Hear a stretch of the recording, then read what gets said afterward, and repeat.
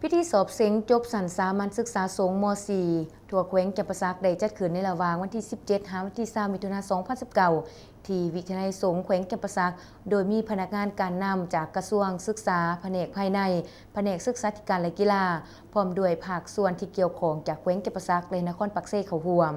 สำหรับการสอบเสียงจบสันสามัญศึกษาสงฆ์ม .4 ทั่วแขวงจำปาสักประจำปี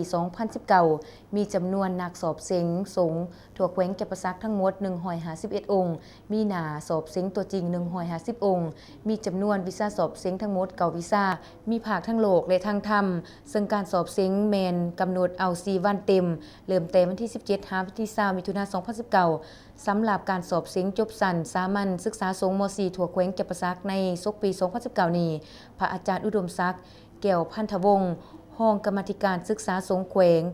ทั้งเป็นห้องผู้อำนวยการวิทยาลัยสงฆ์แขวงจำปาสักได้ให้สัมภาษณ์เติมเกี่ยวกับการกะเกียมการสอบเสียงในโซกเคียนปีนี้สอบเสียงมือทำอิฐของการ